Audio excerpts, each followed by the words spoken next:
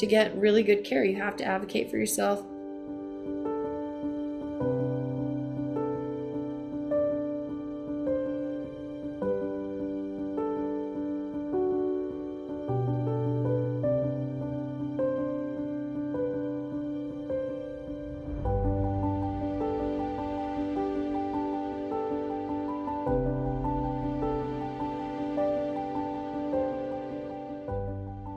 I knew what I needed to do, so I did it.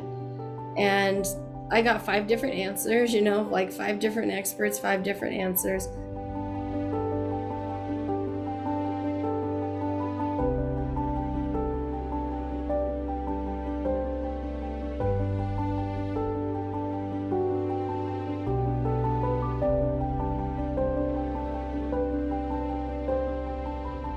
I think you're just like, okay, when you get diagnosed, you first have to say, like, what am I going to do? Like, the first thing you need to consider is what you're going to do. And then later on, you can kind of go, okay, what am I supposed to learn from this experience? That's how I look at all adversity. First, what do I do? Whether it's financial or health or whatever it is, work or whatever. And then what am I supposed to learn? Because sometimes this adversity is a long time, right? It requires a lot of patience, and it doesn't resolve quickly. That is really beautiful, and I really appreciate you sharing that. Especially addressing that it is still, it still pops up, of course, some anxiety, because why, how could it not, right? We're human. It does every time. My friend Cindy says, every time you go get your labs run, it's like this red card or green card, which card are you gonna get? Is your myeloma coming back? Do you need to think about it? Do you need to do something about it? I've been really blessed because my myeloma has not behaved in a high-risk fashion. So I've had the luxury of the time to work on this. Not all patients have that opportunity. And I think had I been on treatment constantly, I would not have been able to physically or emotionally do what I've been able to do. So I feel really blessed. And Jenny, the monitoring, actually, I'd like to talk about that. So for you, it was slow. So it was coming back, the levels were coming up slowly. And so can you describe for our audience what those, sort of, if this happens is when we'll start treatment? What were those ifs for you? Yeah, so in myeloma, an official relapse is a monoclonal protein of 0.5. So we were kind of watching that number, and it was, like 0.13. And then it was, it kind of, well, first I saw it on an MRD test that I did. So it was very sensitive and started seeing some early indication. And I had this faint band that wasn't measurable for a really long time, for almost like 2 years.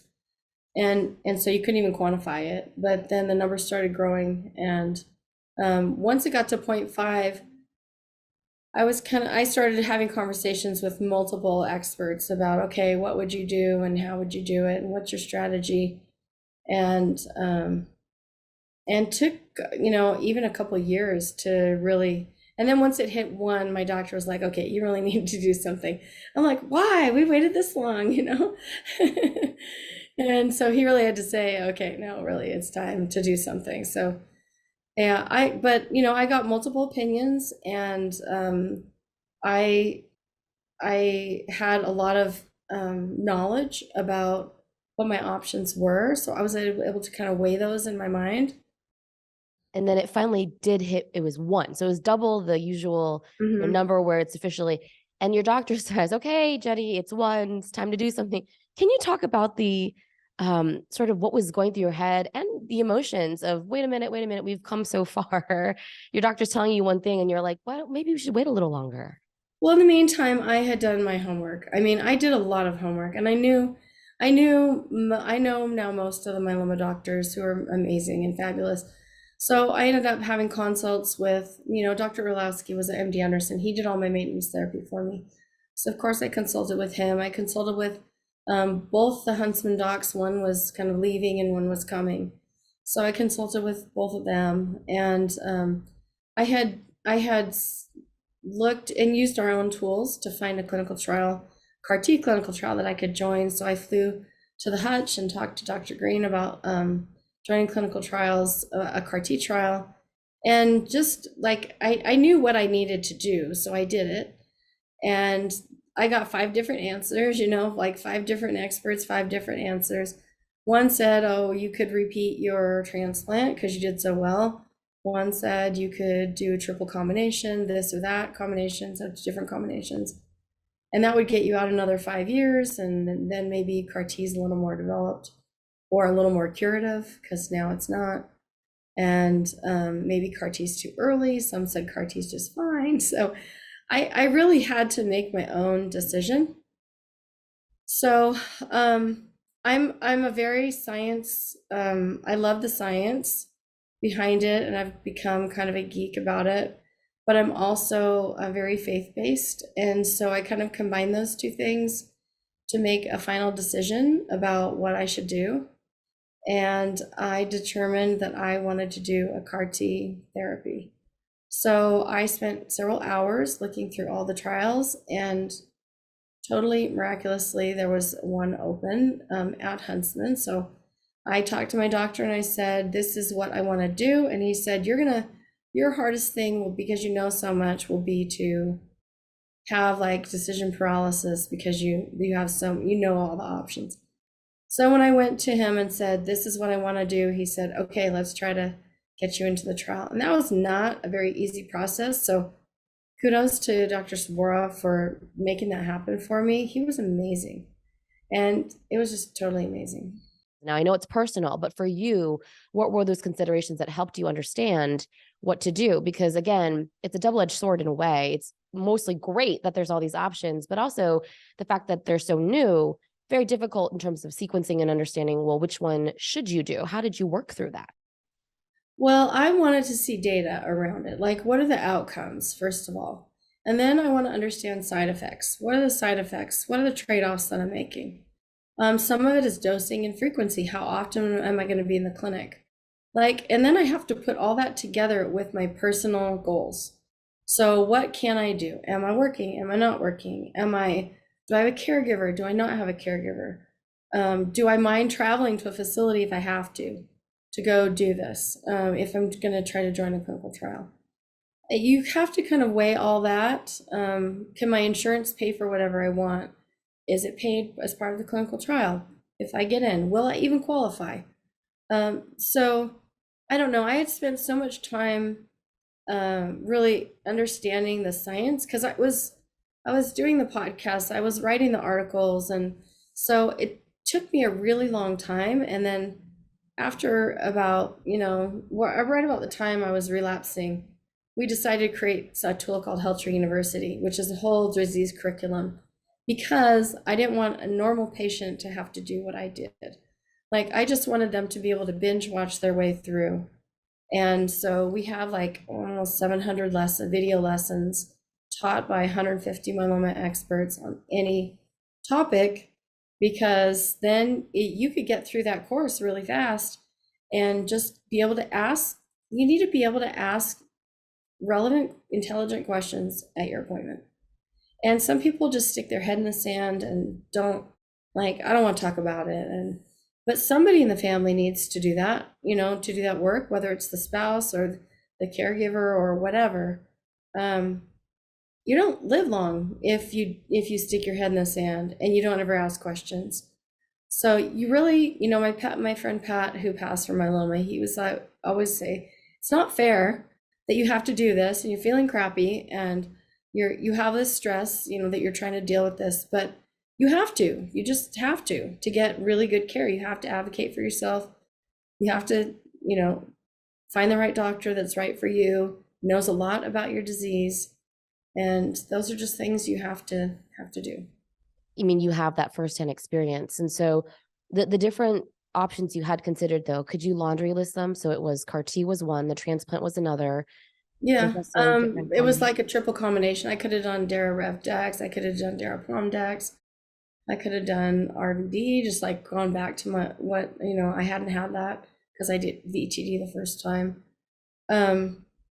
I could have, Dara wasn't really, well, it was recently, but when I first started relapsing, it wasn't really an option. I hadn't used it before. So like I could do all the monoclonal antibodies. I could have done I could have chosen a bispecific antibody clinical trial, but at the time they weren't as far along as the CAR T trials.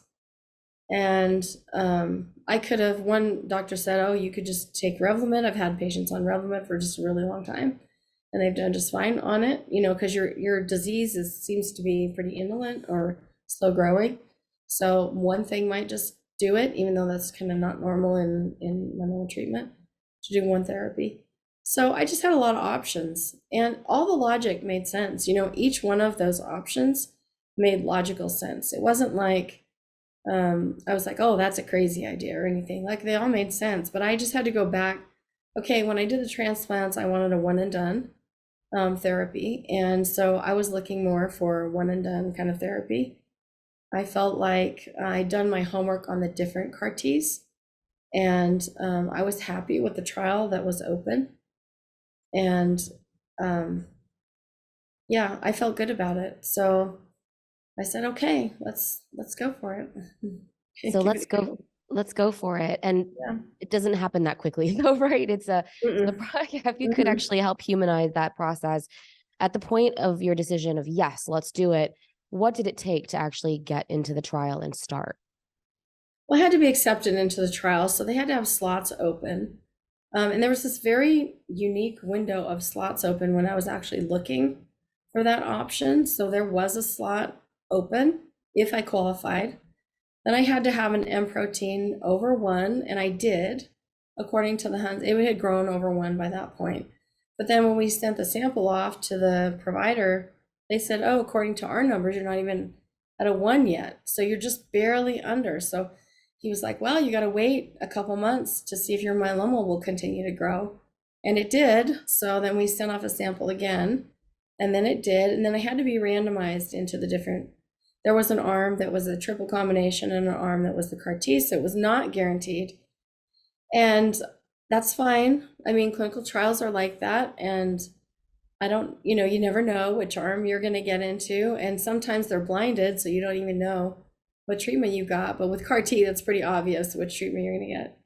Yeah. So I was kind of miraculously, and it's all computer generated. So my doctor doesn't even know until they get the word from the sponsor when it's been computer generated if it was available or not. And I did that, and then I went to go collect cells, and they said, oh, this will be the easiest part. We've never had problems with this part of collecting the T cells. And then I had an anaphylactic reaction to the gas in the machine. Somehow I'm like 1% of patients or something who had that. And so they jammed me full of, you know, like epinephrine and Dex and everything, and sent the sample off. And of course the sample didn't grow because it had so much steroid in it. So then we had to recollect, and that sample worked fine. And then, so that process took really from March until November. Yeah, so it was a good thing I didn't have fast growing myeloma. And I went through the protocol, and there was like a preconditioning regimen that I did. And it was in the big deal category. It wasn't as like my transplants, that was very, very hard physically. And this was not as hard. So I tried to stay fit before, during, and after, and just so I could make sure that I was doing what I wanted to do, or still could do, you know. And actually, you do have that, experience of both, right? You've done the transplant process, you've Mhm. also done CAR T. What made CAR T easier to handle? Just the side effects, like with doing the tandem transplant, you get a ton of fatigue, and it's not really pain, it's just fatigue. And you can get through it, and you can do it. And I still think patients should get transplant right up front. But CAR T for me, I didn't have a high tumor burden. I didn't have, 90% cells in my, so I didn't get a lot of cytokine release or a lot of neurotoxicity. So I had them put a bike in my room, and I rode my bike every day, and I worked the whole time. And there was only a couple days where I felt really fatigued from the preconditioning chemo rather than the CAR T. How long did you have to be in the hospital? 14 days. Mhm.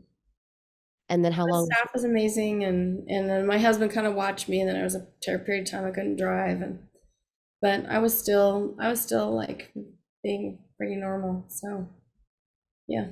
If you could, we're going to rewind a little bit. I mean, there's also was paperwork noteworthy, like in terms of people get a little nervous too, like, oh, there's so much to read through and sign my life here. And was there anything Yeah, in but terms of big deal. before? I mean, you're so lucky to be even getting into a clinical trial that is providing early access to therapy. Like, who cares, you know? Yeah, you're gonna have to get, and you're gonna have to do more testing. So I've had to go in for more testing before and after. It was a very thorough process to get pre-tested.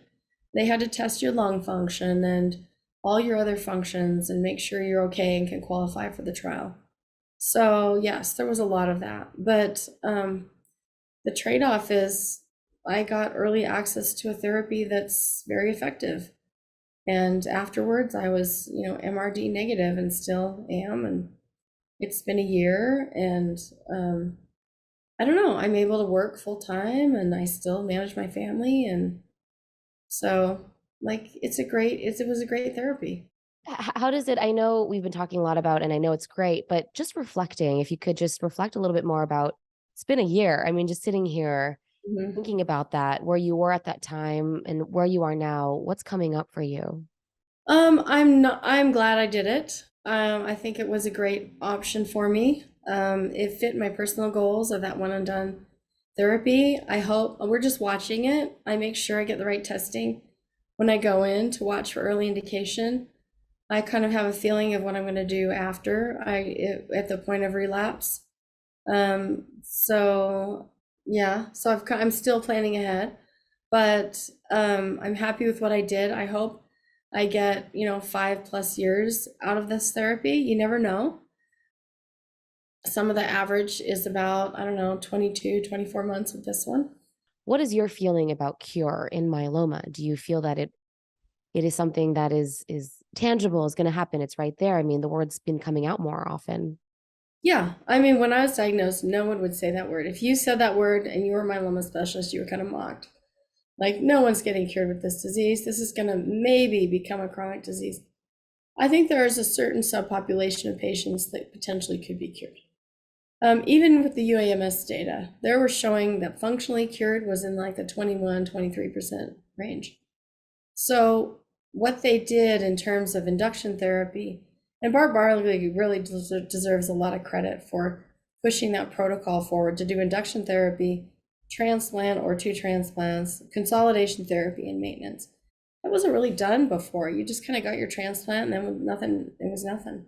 So to just to just see the progress in myeloma, to see how many companies have jumped into the space, to see the different drug classes being and the sheer number of clinical trials that are being run, it's really truly amazing what's happening in myeloma. So I'm super hopeful, and I think CAR T or bispecifics will probably be part of that curative step. They need to use it earlier in earlier lines of therapy potentially.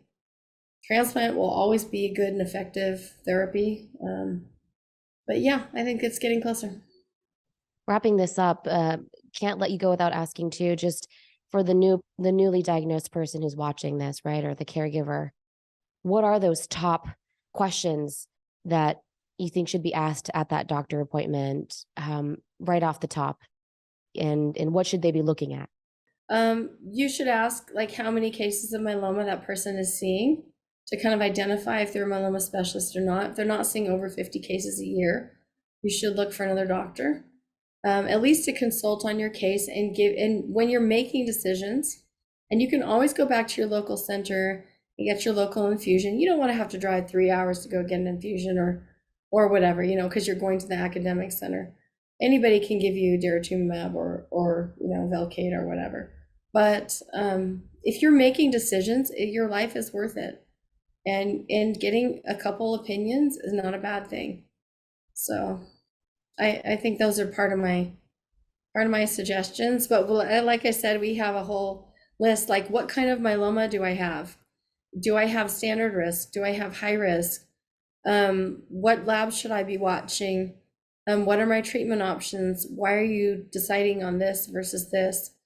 And then we built some of those tools in our HealthTree Cure Hub tool to do that, because we can pull the records that a patient has and help them through that decision-making process.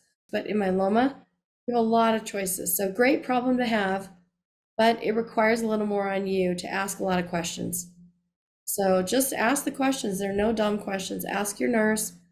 That's sometimes the facilities don't have enough time. You get this 15, 20-minute appointment, and these doctors are trying to do incredible things in that time period because they are asked to do too much, in my opinion. But that's why we created, we have patient navigators that can help and things like that. So you can say, oh, I need somebody to really explain my FISH test results because I don't get it. And maybe my nurse or whatever didn't have time for me. So that's what we're trying to fill those gaps still to help support clinics and patients. What do you think has been the sort of biggest impact on you or biggest surprise or any of that throughout the interactions that you've had with people? I have a lot of gratitude, I think. I have a lot of gratitude for the experts that are working on this. I have a lot of gratitude for the companies that are trying to develop products that can actually help you live longer. I have gratitude for my myeloma peers, and it's helped me to get to know others. I mean, I have my look ahead patient advocate friends who've been doing this for 20 plus years, and I just met the nicest people ever in doing this, and it's been a really rewarding experience. So I love when patients, I love helping patients. If somebody calls me and says, I don't know what to do, then that's my favorite part, is just to walk somebody through, okay, here's what you need to ask, and here's what you need to do. Go do that, and then come back and talk to me. So I think having cancer, you're able to let go of a lot of the unimportant, worldly kind of am I rich, or am I, am I famous, or am I, none of that matters in life. It's my family and my faith and who I'm serving is what gives me the most meaning.